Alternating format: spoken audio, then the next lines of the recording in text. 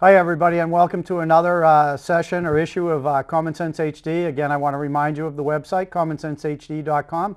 And as well, I'm now on YouTube regularly, and all you have to do is look up under Rick Henehan and you'll see the past shows, some of them, and I'm trying to put up as many of them as I possibly can.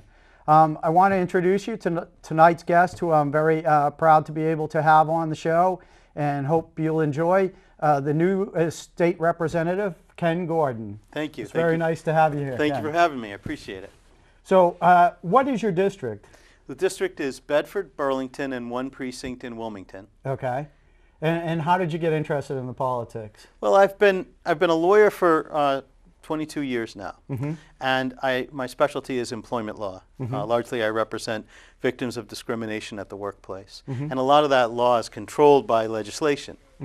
And so the laws that are passed in Beacon Hill affect the lives of people that I've represented, but really they affect our everyday lives in many ways.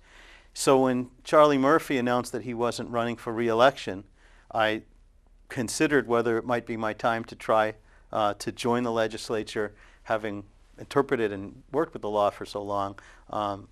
Maybe it was an opportunity for me to become part of the process in writing the laws. So it was a short window. If you recall, the primary was only a few weeks for me. Right. I jumped in.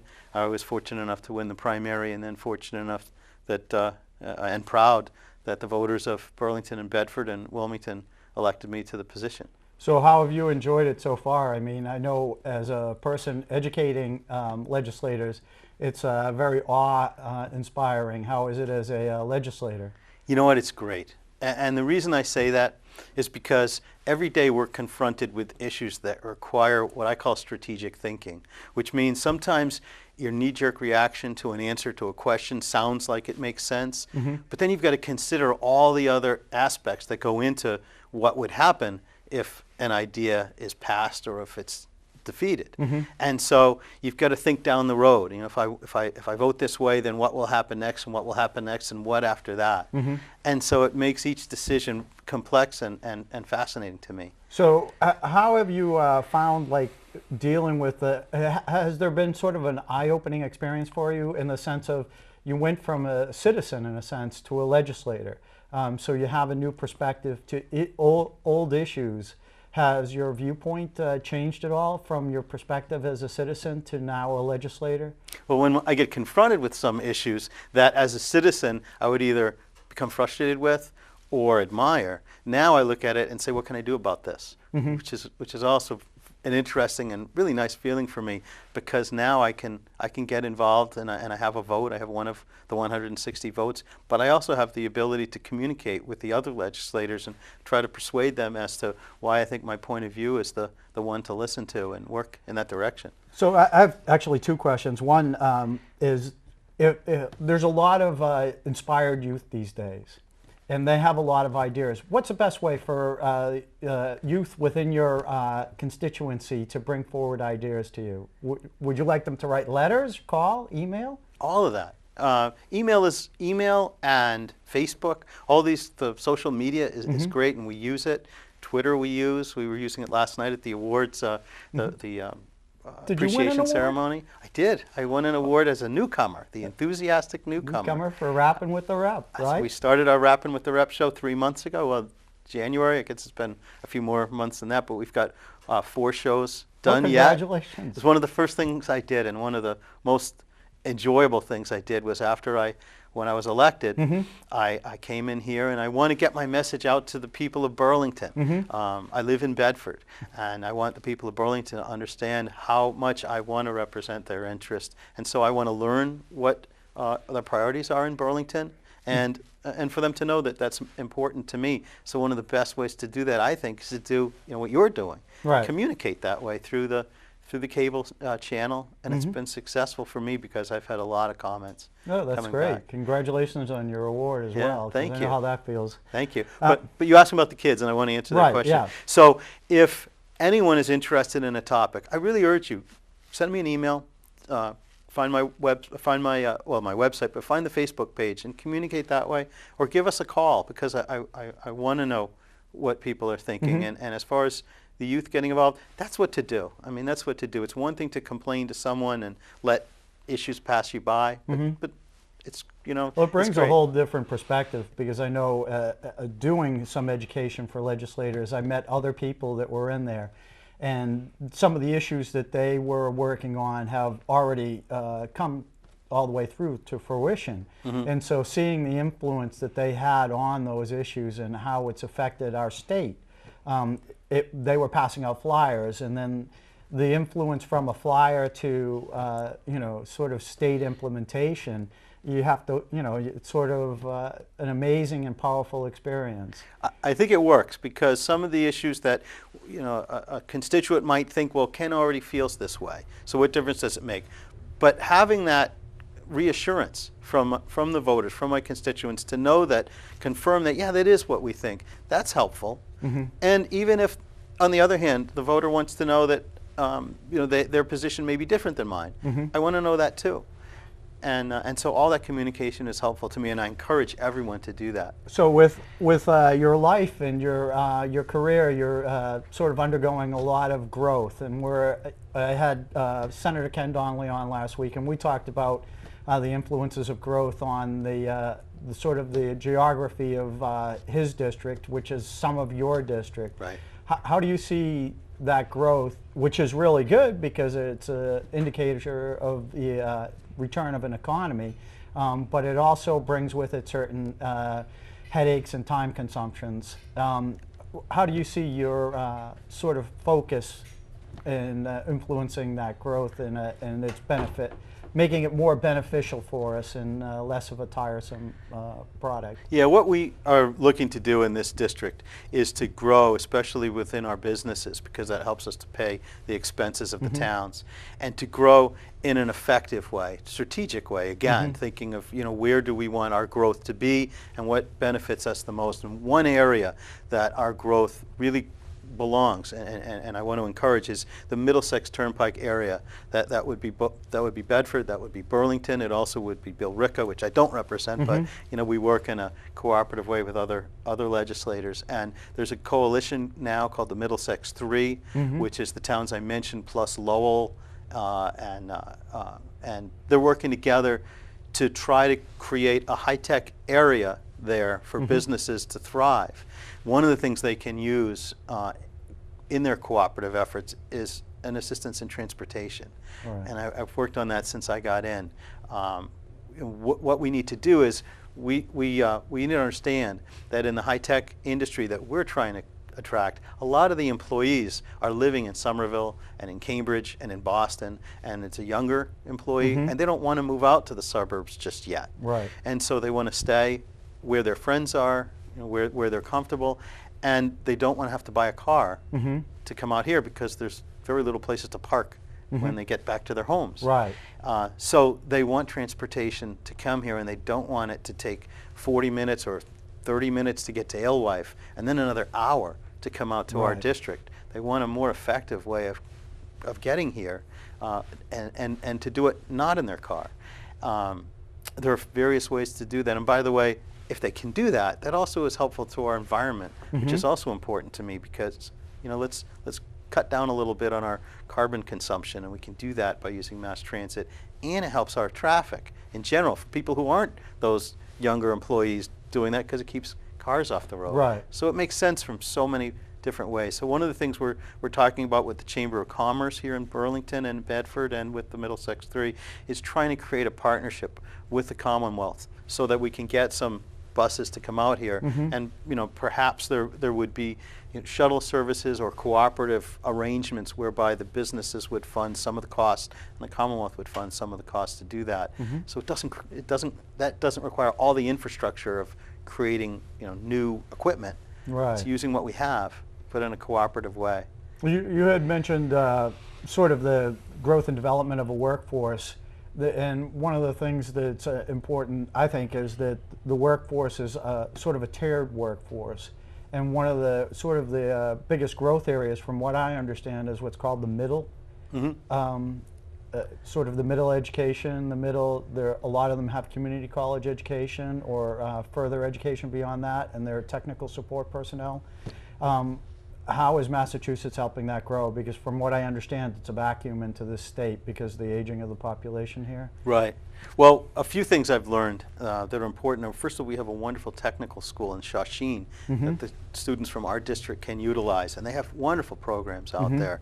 It's probably underused by some because they don't realize what Shawsheen has to offer, but that's a great resource. And you mentioned the community college. Middlesex does a great job in providing services, and there are ongoing programs and some new programs that provide training for people not only that are coming out of college through Middlesex, but also older workers who are laid off who can go there to become retrained for the the professions that are emerging now. Right, right.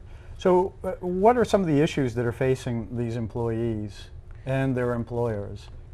Okay. I was just going to say that you see as a legislator. So, well, I can answer sort of on a number of levels. First is... I should have gotten you a crystal ball, and then you could have just read us the reading. Well, yeah, I can't predict the future, but it would be nice to be able to help businesses to thrive in that, especially in that area, because there are a lot of buildings that are not filled. There's opportunity there. There's an area that once those buildings become filled, then restaurants will come in and other corollary businesses, and they'll all go in to help us pay the revenue base so that the residents can pay a little bit less. Right. So, I know Burlington is undergoing a lot of construction growth right now with Wegmans, King's, and Kruger, the coffee people. Yeah, the Keurig. Keurig, they're actually expanding their footprint here in town. Right, they have a building coming in pretty soon. Right. And so that'll create an opportunity for jobs for our residents as well as bringing in these employees from elsewhere. So it'll become I think Burlington is becoming one of the most important areas in the state for attracting business from within the state, but also from outside of the state. And it's become a focus of the legislature, and I know of the governor too. So that's important, and it's got to continue. So how do you see that this growth, I mean, you live in a very historic town, and you have one next to you that's very historic, and Burlington has some history. How do you see the towns maintaining that sort of charisma and character that's attractive to people who do want to buy homes in these towns, but as well faced with the sort of the pressure of building these buildings that sometimes are landscape scrapers? Right. What do you see in relationship to that issue? You know, I love about our community, the towns in our area, and it's what you mentioned. We do remember the character of our towns, and we have local boards that will maintain the character of the towns. In Bedford, where I'm most familiar, we have boards that will make sure that when businesses come in, the planning board will make sure that they fit in within the footprint of the community. And Burlington will do the same. And so we're not overrun solely by the types of businesses that you see when I travel around the country. Sometimes I'm in a city and I don't know where I am unless I recall where the airport was, because they all look the same. You see the businesses that are in other cities as well, and people ask each other when they go to a restaurant, they say, well, do you have one of those? Sort of a joke I have with my sister, because here there's one of those. Right. And that's what we'll ask first is, have you been there? Not do you have one of them? Right. And so so I think we are able to maintain the integrity and character of our communities because of our local leaders who work so hard, largely on a volunteer basis, to maintain that integrity because it's important to so many people. So what do you see as, what's the future within the legislature in Massachusetts? What are future issues that they're going to be working on, or issues that they're starting to work on that the citizens of the state wouldn't yet know about? Well, I think the transportation issue is going to stay as a top priority. This year we passed a transportation bill that provides some funding to address the debt that the MBTA is facing, and also it provides for, if it's signed into law by the governor, it provides for an increase in funding for roads and bridges for the communities. I don't know, Burlington will get an increase, Bedford and Wilmington will get increases in funding so that those communities can determine how best to use those funds and work on the roads and the infrastructure themselves, because local control is important. So that's what we've done now, and I think into the future we've got to look toward greater investments because that's the key, I think, to attracting businesses here and to attracting jobs. Mm-hmm. So you had talked about an issue when we were talking before the show started about accrued sick time. Yeah, so I'm on the Labor and Workforce Development Committee. What is that for folks that Okay.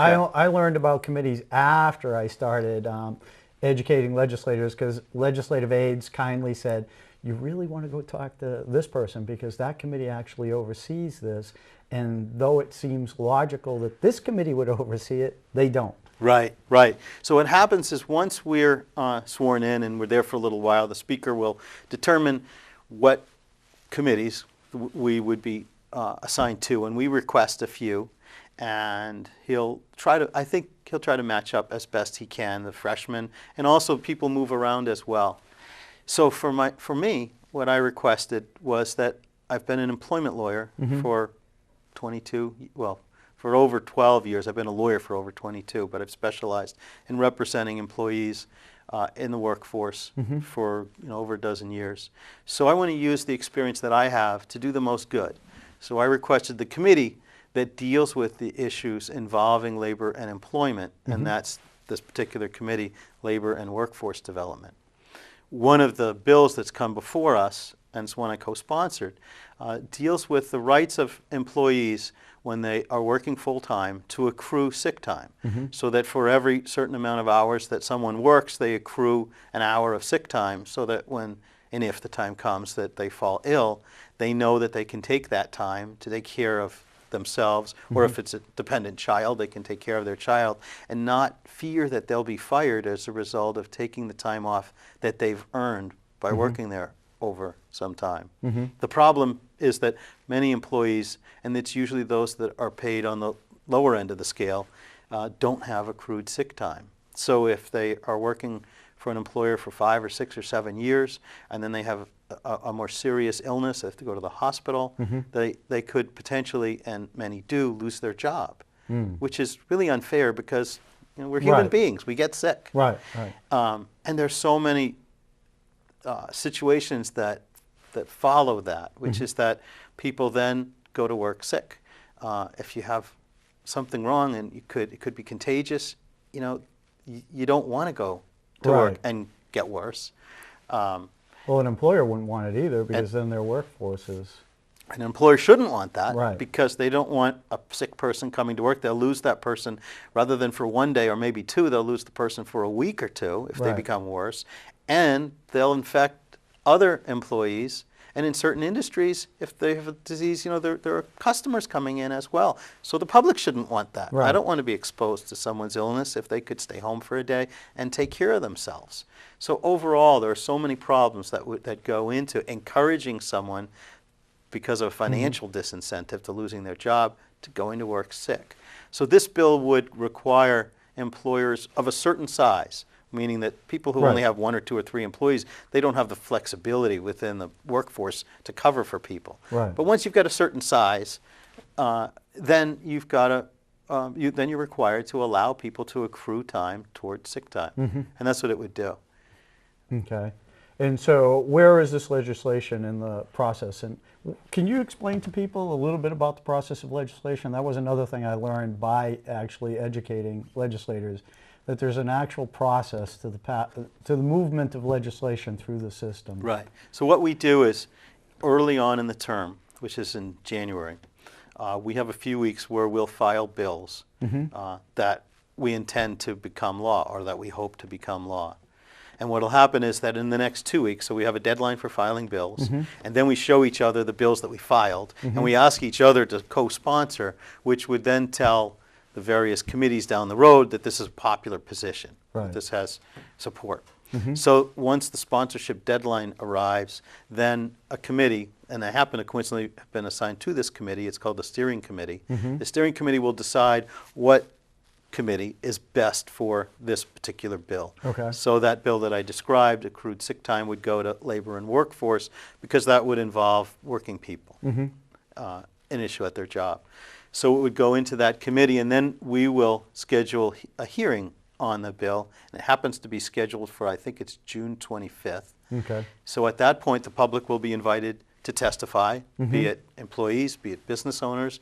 Their input is welcome. They can testify in writing as well. They can submit written testimony, and we'll consider that too. And then we'll do our own research, and then we'll discuss with other committee members. We've got about a dozen people on the committee, whether we recommend that we pass the bill or whether we recommend that we not, or whether we amend the bill. We decide that, you know what, it needs to have maybe a few protections in it so that, you know, an unintended consequence doesn't happen. So it's amended, it's changed a little bit before it comes out of committee, which is So going common. to committee isn't bad. No. A lot of people think that's bad. That you know, they've heard the federal level, if it goes to committee, it's dead in a sense. Well, one good thing I found is we're Beacon Hill, we're not Capitol Hill. Right. And we really do work cooperatively. And our goal really is to really do the right thing. We may not all agree as to what the right thing is, but I think our heart is to try to help the people of the Commonwealth in the way that we feel best. And it's not an infight necessarily of, well, whose bill is this? Right. You know, we look at the substance of the legislation and discuss it that way. There's a lot of discussion that goes on between legislators even before things come out for vote, because we want it to be the best piece of legislation it can. And oftentimes, you know, I've had a discussion with someone and I'll say, you know, I want to vote for this, but here's the problems I have. Right. Here's an issue. And the answer I get back is, you know, that's true. So let's amend it in committee and take out the effect of what you bring up, because that's fine. Yeah, I've heard people talk about committees as the black box, in the sense of the legislation goes in, and it doesn't necessarily mean that it's going to come out in the same form that it went in, and the influences that go on, nobody really knows about. And so that's why they were calling it the black box. And it sort of, I saw a little bit of that because I worked with Senator Donnelly on the texting. I was very vehement about texting. I had a typewriter in my lap, and I mean, essentially that's what you're doing, is you're trying to type in your lap and drive at the same time. It just doesn't work. And so, but it went into committee, and people were afraid that it wasn't going to come out, and because it was such a sort of heated bill. But it did come out. It came out okay. But I'm looking for hands-free telephones as well too. So those are important. And Senator Donnelly is great in those public safety issues. Right, especially with his background as a firefighter. Yeah. That's right. That's exactly right. And so what happens in committee is that's when you have the influence of other people. And the committees are somewhat balanced, so that a bill that I might see one way, another person in the committee may see another way. And again, if the goal is to try to get the best legislation possible, or the legislation that addresses as many people's concerns as possible, you don't get the benefit of authorship anymore, which means if it's my bill, it's going to get changed, and I better not say you can't because it's mine, because now it belongs to the committee, or it belongs to the Commonwealth, to the people, really. And the members of the committee, representing their various viewpoints or constituents as far as geography goes. I mean, transportation is an example of someone who's in Western Massachusetts whose constituents don't take the bus and don't have the T. Well, they're going to have a different viewpoint, and they're going to make sure that that at a committee involving transportation, the issues involving people in Western Mass are considered too, when we're talking about fixing the T. Well, what committees are you on or a member of? So I'm on Labor and Workforce Development. I'm also on Global Warming and Climate Change. How does that affect Massachusetts? Well, we've just seen, for example, an increase in the gas tax that was proposed by the House and was passed by the Senate, so that will get to the governor's desk. That will have an effect on global warming and climate change, because if gas is taxed, a net effect might be that people, who can afford to do so and when they can afford to do so, might drive more fuel-efficient cars.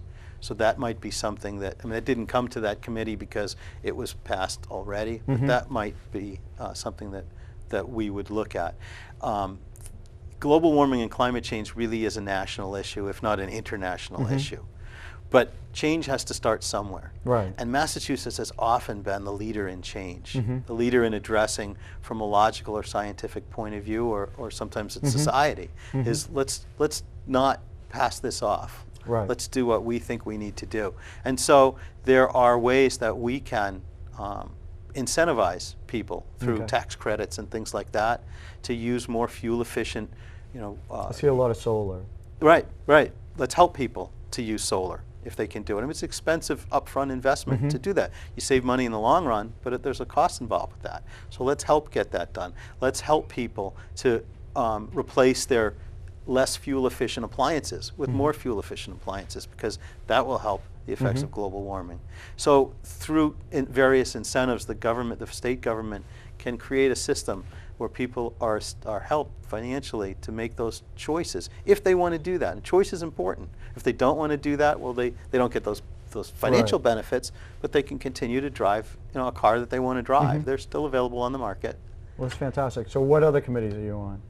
I know you're on one more, right? I'm on three. Right. Those were the three. So steering, scheduling, and policy making. Okay. And that's the one that basically directs the bills into the committee that we think is the appropriate. Most effective. Yeah. And global warming and climate change. Right. And the one that I spend the most time is labor and workforce development. So because of my background, I don't talk about it much on TV, but community safety is a big issue, and it's a big concern, not just because of recent events, but all across the board. What do you see as sort of a legislative responsibility for community safety? Well, I think we address that. We'll be addressing that in this session in a number of ways. We certainly have the Gun Violence Protection Act that Representative Linsky has introduced, and there's another on the Senate side. So that'll go into the public safety. I think that's the committee that it's going to go to, and that'll certainly be discussed. And when it comes out of committee, it'll come to the floor. So that's one issue. There are other dangerous there's other dangerous equipment out there that we need to address as well. And overall, we have a responsibility to continue this discussion of making Massachusetts a safer place to live, and various ways we can do it. Right. And we're open to ideas. So again, anyone, email away. So one of the questions in relationship to community safety relative to transportation is bicycle lanes, and I know that's a very hot topic in a sort of quiet way, because it is a green form of transportation. We're out bicycled by Europe. I think it's like 5 to 1, and they actually have a lower rate of bicycle injuries, even though they have more people bicycling, and they have a lower rate of helmet use. Right.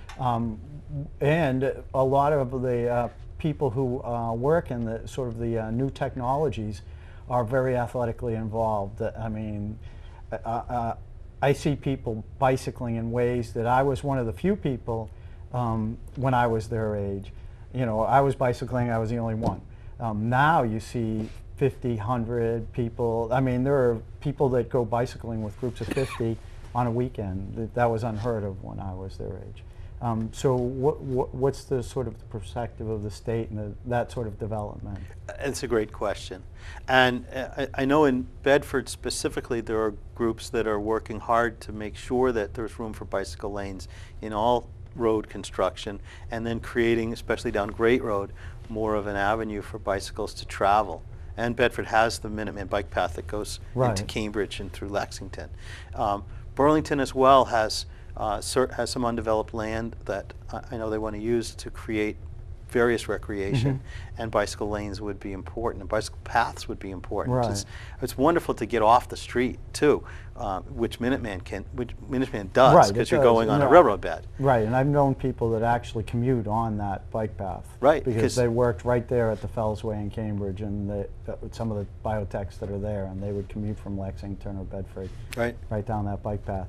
I was living in Texas, and they were looking at a whole commuter system taking advantage of the old railroad beds. Is there any thought of that in Massachusetts? Texas has an advantage that there's no snow, really. Right. And it's a question of the budget. It's the question of finding money to do that. But I think there's definitely a sentiment that it helps with the environment, it helps with getting people physically fit.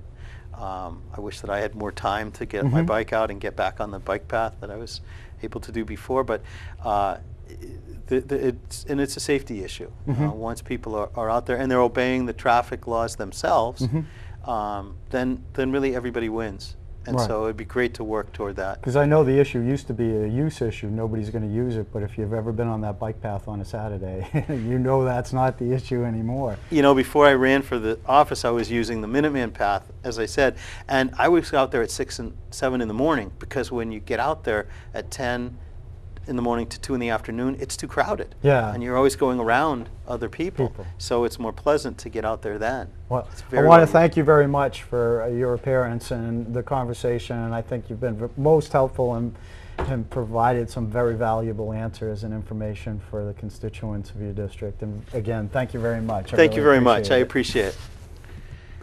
Thank you, everybody.